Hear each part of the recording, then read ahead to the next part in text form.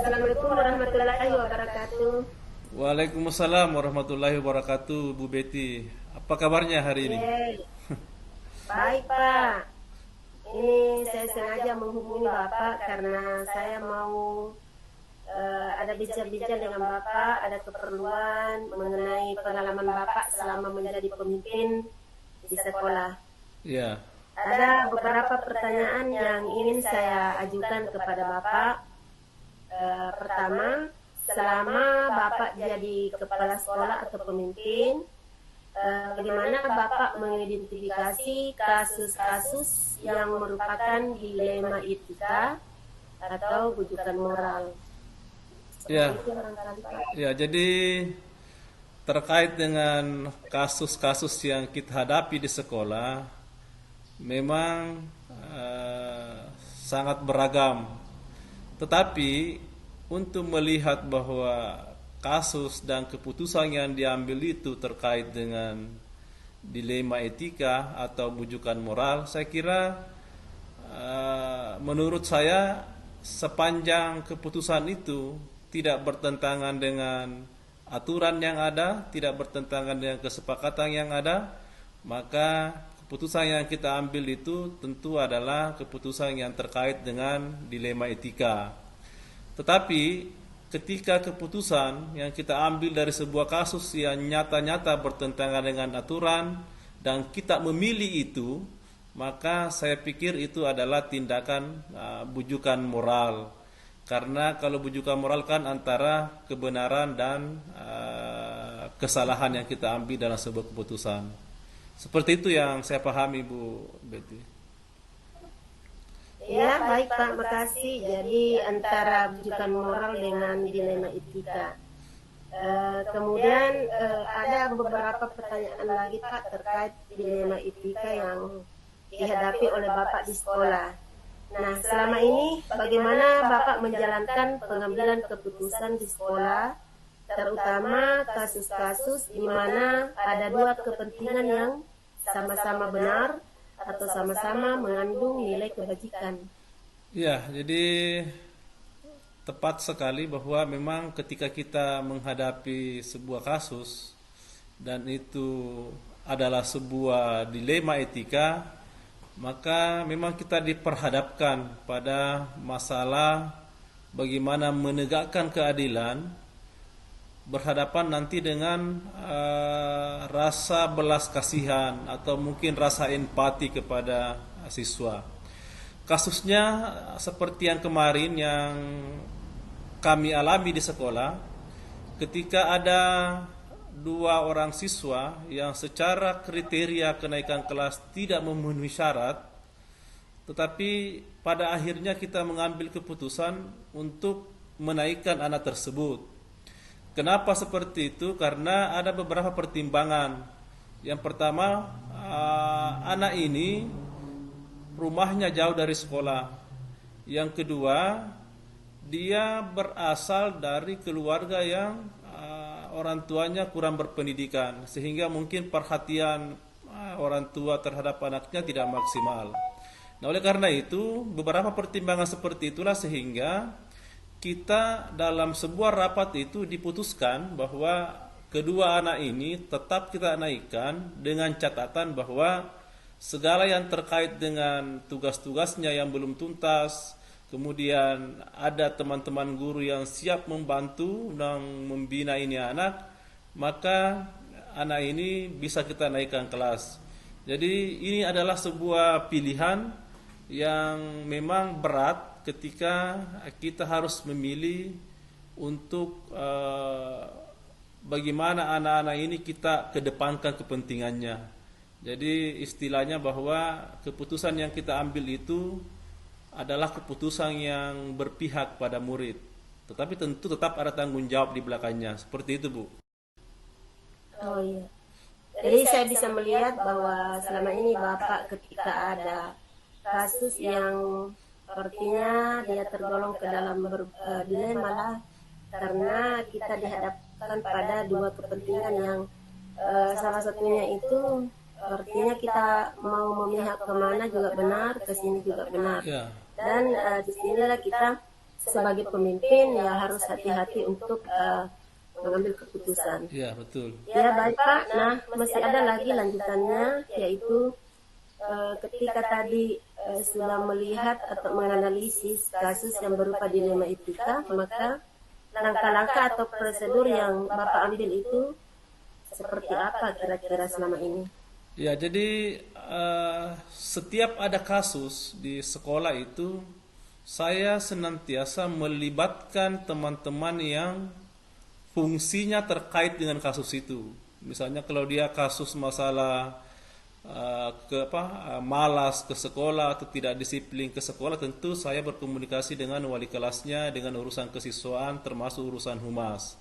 Jadi kasus-kasus yang kita hadapi di sekolah itu kita kaitkan dengan fungsi-fungsi atau jabatan-jabatan yang dipegang oleh teman-teman. Sehingga melalui itulah kami berdiskusi, kami melibatkan mereka untuk mencarikan solusi yang tepat yang kira-kira kita bisa pertanggungjawabkan secara bersama-sama. Jadi intinya adalah melibatkan mereka, berkolaborasi dengan teman-teman yang terkait dengan kasus yang kita hadapi. Seperti itu, Bu. Iya. Baik Pak, terima kasih. Tadi kan artinya melibatkan teman-teman yang berkaitan dengan kasus tersebut, orang-orang yang dipercayakan, yang betul-betul berhubungan dengan kasus yang dialami oleh murid di sekolah kita. Nah, ketika ini terjadi, hal-hal apa saja yang selama ini Bapak anggap efektif dalam pengambilan keputusan atas kasus dilema yang Bapak hadapi? Ya, jadi efektif tidaknya sebuah keputusan itu kalau menurut saya sangat tergantung pada bagaimana komunikasi kita dengan teman-teman kerja. Artinya bahwa ketika komunikasi bagus antara seorang pimpinan dengan rekan kerja yang lain, maka ketika ada masalah itu menjadi mudah kita koordinasikan. Nah, oleh karena itu saya berpikir bahwa pelibatan teman-teman dalam bentuk kolaborasi dan komunikasi yang baik itu adalah sebuah langkah efektif untuk bisa menangani kasus-kasus yang kita hadapi di sekolah. Seperti itu. Oh iya, mantap sekali Pak. Ya. Saya betul-betul terkesima dengan cara-cara atau langkah-langkah yang diambil oleh Bapak ketika menangani kasus yang terjadi di sekolah, terutama yang bersifat dilema etika tersebut. Nah, sehubungan dengan ini masih ada pertanyaannya, kira-kira ketika menghadapi ini ada tantangan yang mungkin Bapak alami atau hadapi selama menangani kasus tersebut. Barangkali bisa diceritakan. Ya, jadi setiap ada kasus pasti ada pertentangan. Kenapa ada pertentangan? Karena saya itu terbiasa melibatkan semua teman-teman yang terkait dengan kasus itu. Dan ketika kita bertemu lebih dari satu orang, maka pastilah bahwa ada perbedaan-perbedaan pendapat yang mungkin saja itu akan menimbulkan sebuah konflik bila mana kita tidak bisa menata dengan baik. Nah, oleh karena itu, tantangan yang selama ini saya hadapi terkait dengan penanganan kasus itu adalah masalah bagaimana menyamakan persepsi, bagaimana memandang persoalan ini dengan sama, dengan pandangan bahwa keputusan nanti yang kita ambil itu haruslah keputusan yang bisa dipertanggungjawabkan, haruslah keputusan yang berpihak pada murid, haruslah keputusan yang mengandung nilai-nilai kebajikan. Nah, oleh karena itu disitulah seninya seorang pemimpin bagaimana meramu perbedaan-perbedaan itu menjadi sebuah keputusan yang bisa kita sepakati bersama. Jadi tantangannya adalah bagaimana menyamakan persepsi terhadap sebuah kasus seperti itu. Iya, betul Pak, betul sekali. Jadi kadang ketika kita mengalami atau menghadapi kasus itu, salah satu tantangan adalah betul yang Bapak katakan adalah menyamakan persepsi, karena intinya pada akhirnya kita ingin mencapai satu tujuan yang sama. Jadi seperti itu Pak ya. Iya. Baik Pak, masih ada lagi beberapa pertanyaan. Nah, tadi sudah digambarkan mengenai tantangan yang Bapak hadapi mengenai kasus dilema etika yang Bapak tangani di sekolah. Nah, sekarang apakah Bapak itu memiliki jadwal atau sebuah penyelesaian kasus dilema etika? Atau apakah Bapak bisa menyelesaikannya secara langsung? Kira-kira seperti apa prosedurnya? Ya, jadi kalau berbicara tentang waktu penyelesaian, rentang waktunya apakah dijadwal atau tidak, itu saya pikir tergantung pada sederhana atau rumit itu masalah, besar atau kecil dampaknya itu masalah terhadap sekolah. Jadi ketika itu masalah kecil, rumit, sederhana, tidak rumit, maka boleh jadi bahwa masalah itu bisa kita selesaikan pada saat itu juga. Tetapi bila mana itu masalah dirasa dampaknya besar, maka tentu saya harus menjadwalkan pertemuan dengan teman-teman, dengan pihak-pihak yang terkait, boleh jadi dengan komite sekolah, dengan orang tua siswa, untuk membicarakan itu. Jadi kami jadwalkan agar kami betul-betul nanti mendapatkan solusi yang bisa kami pertanggungjawabkan bersama. Kepala sekolah bertanggung jawab, guru bertanggung jawab, komite bertanggung jawab, orang tua bertanggung jawab. Sehingga sehingga ini solusi yang kita ambil adalah solusi yang bisa dipertanggungjawabkan secara bersama-sama oleh teman-teman yang lain seperti komite, orang tua siswa dan guru-guru yang lain. Jadi intinya adalah agar putusan kita adalah keputusan yang bisa dipertanggungjawabkan bersama. Seperti itu. Oh iya Pak, betul. Bagus sekali Pak teknik yang Bapak lakukan atau strategi yang Bapak lakukan, karena artinya Bapak memberikan kesempatan untuk segala yang ada atau pihak-pihak elemen-elemen sekolah itu bisa terlibat di dalamnya, sehingga nanti keputusannya itu adalah keputusan yang bisa dipertanggungjawabkan. Betul. Baik Pak, dari beberapa pertanyaan ini masih ada lagi lanjutannya.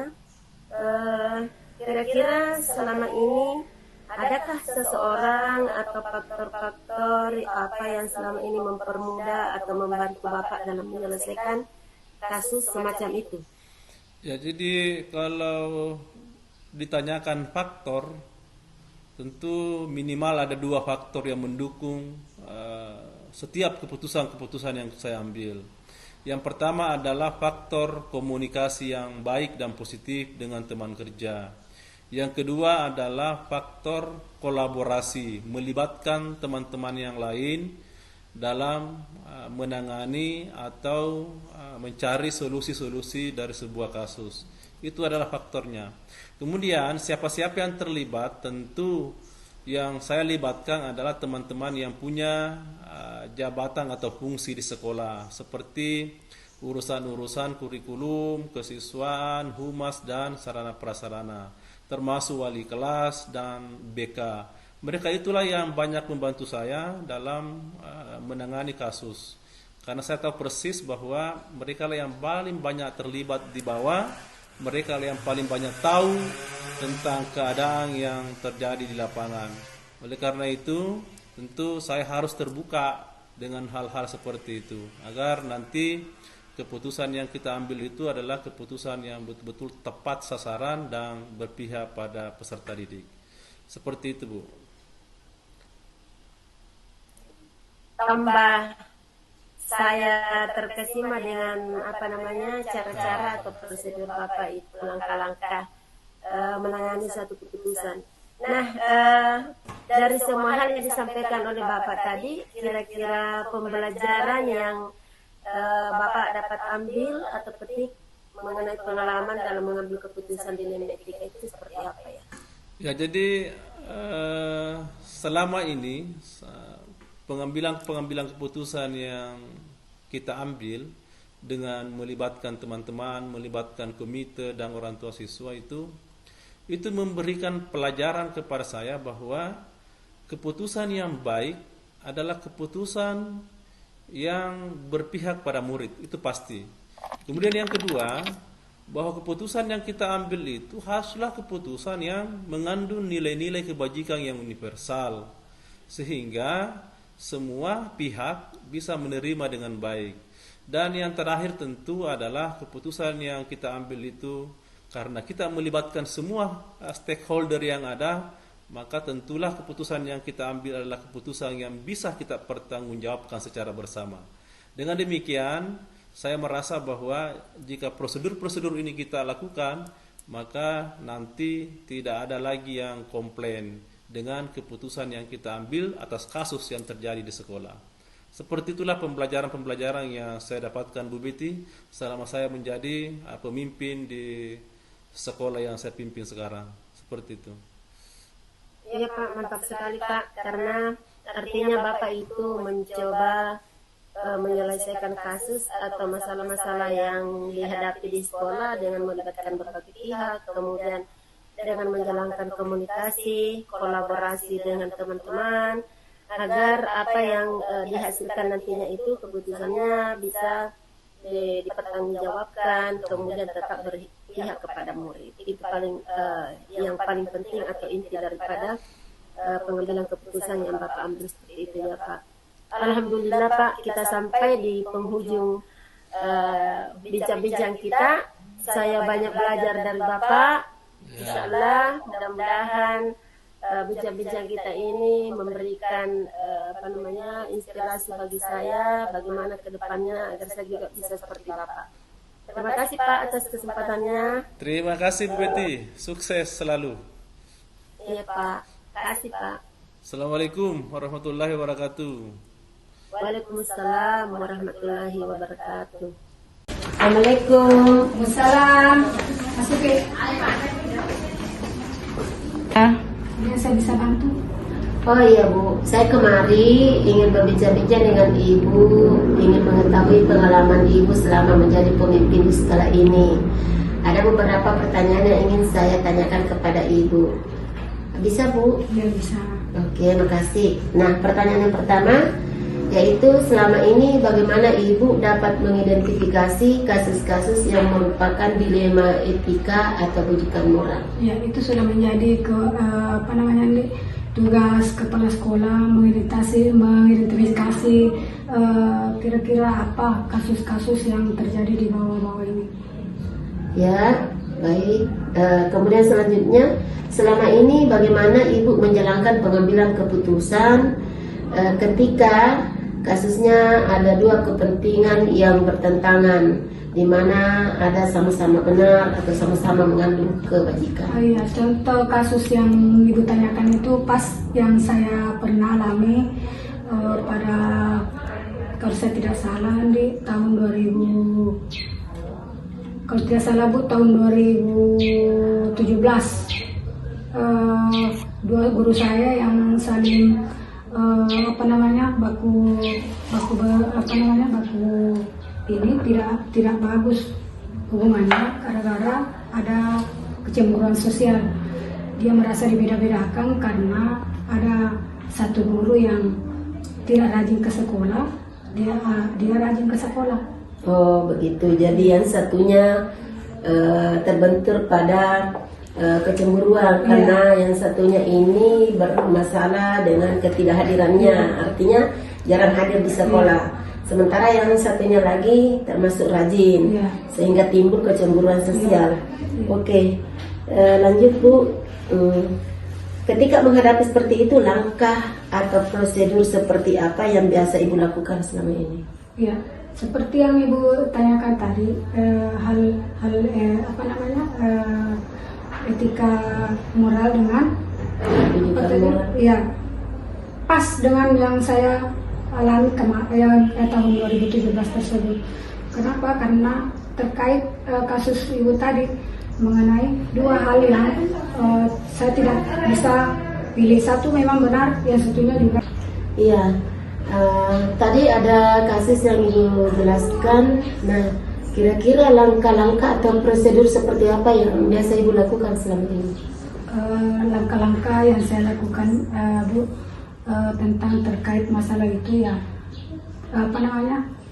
saya lakukan pendekatan saja antara si guru A dengan si guru B. Begitu Bu, ya.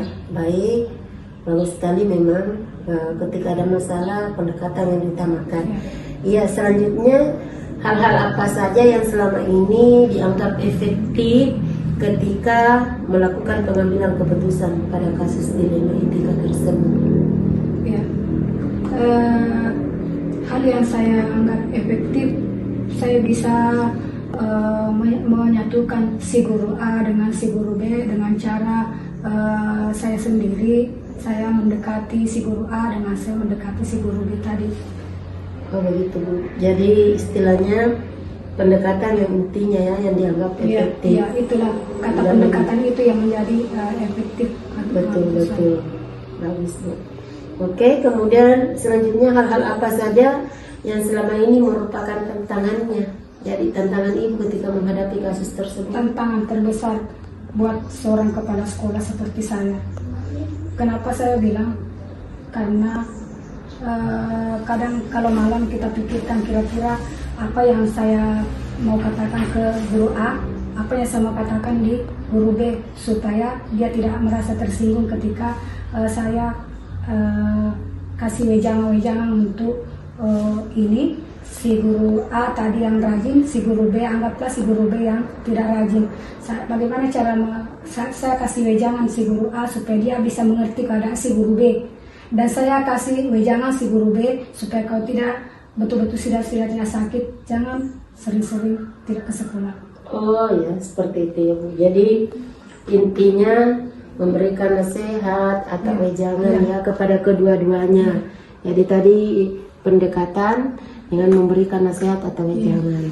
Baik Bu, masih ada? Adakah kira-kira jadwal atau prosedur tata cara yang kita gunakan selama ini ketika menghadapi kasus tersebut?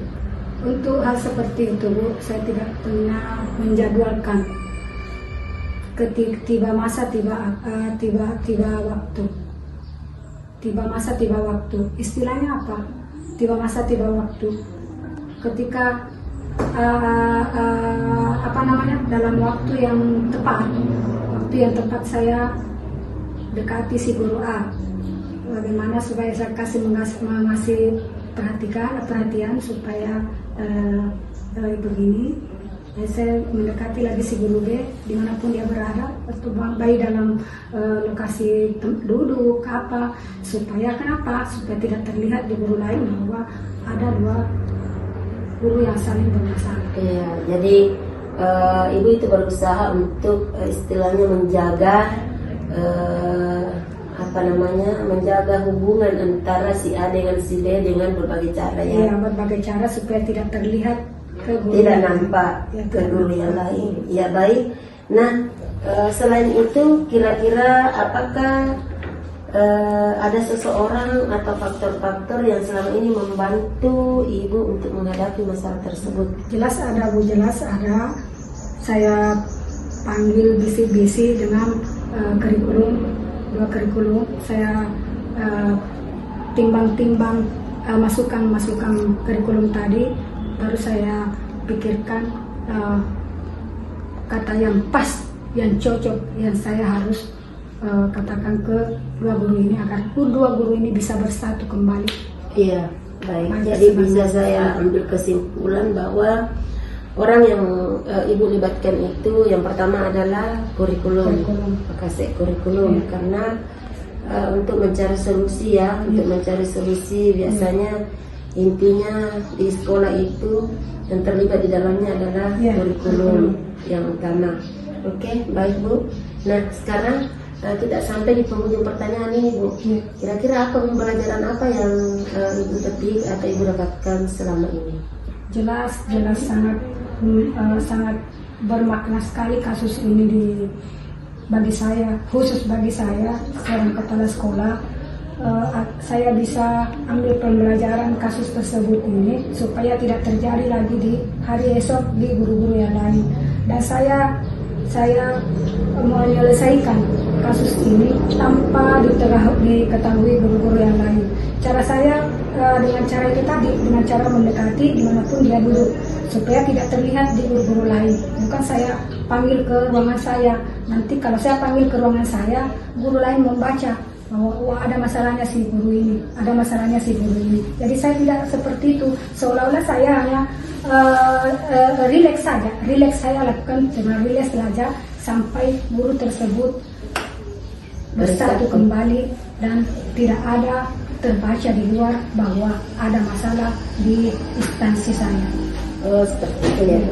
Jadi intinya Ibu berupaya bagaimana cara atau langkahnya supaya masalah yang ada di dalam internal sekolah itu tidak keluar seperti di itu. lingkungan sekolah kami. Iya, betul. Oke, mantap Bu penjelasannya mengenai langkah-langkah terhadap kasus dilema etika yang Ibu sampaikan. Terima kasih atas bincang-bincangnya ini. Sama-sama Bu. Iya, Assalamualaikum warahmatullahi Waalaikumsalam wabarakatuh. warahmatullahi wabarakatuh.